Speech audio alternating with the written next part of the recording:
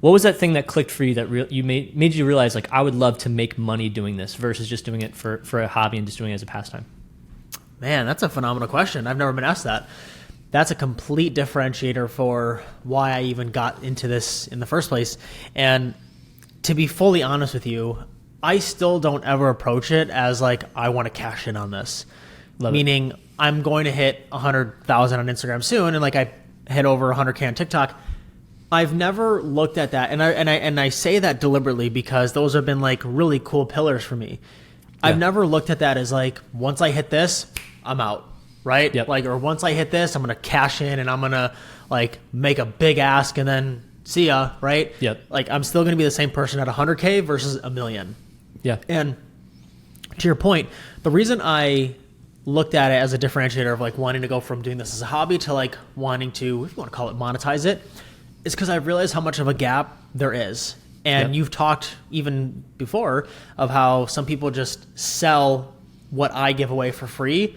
And that's my issue, is the people that are selling it have no fucking clue what to do on social.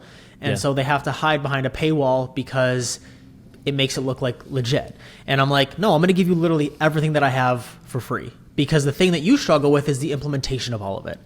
And that's the one thing that most people, I've made a large name for myself in the fitness industry, that they struggle with is you're selling workouts, nutrition, and accountability, right? Like that's why you make all the content you do, have all the valuable content.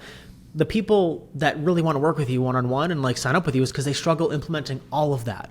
And my whole goal is, let me just give all of this to you. Let me give you all my best stuff, because I know even if you go implement it and you do see success and you don't ever work with me, amazing.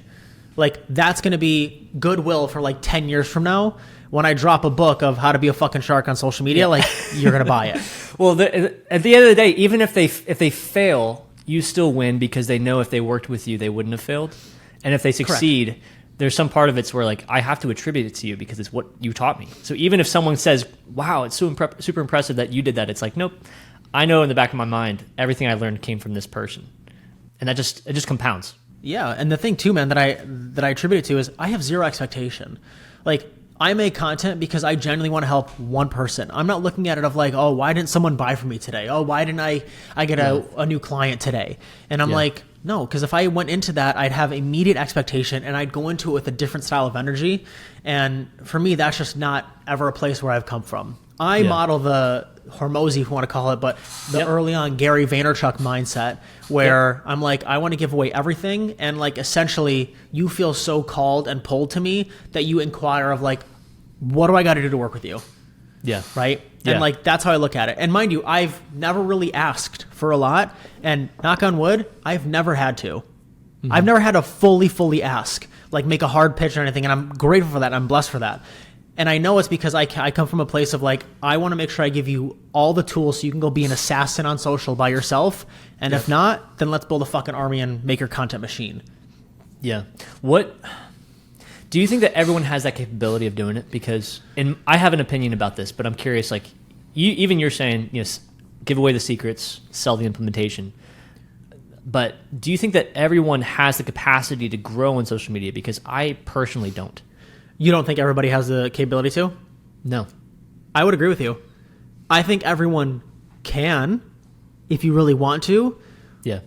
But that's the difference between you being able to actually do it versus will you do it. Like, well, I could do it. Yeah, you could, but will you?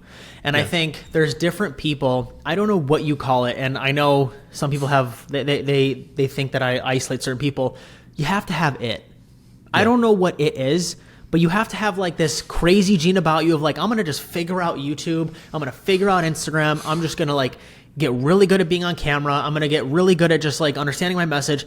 And to be honest with you, I was actually speaking to a client today and he's like, man, a lot of like the people that I'm working with, they just don't know what they're talking about. And that's why they can't show up on social, because they're not actually confident what they're saying, because they're like, well, how do you have the confidence to speak on camera and talk about what you're talking about? It's because he's like, I know my shit.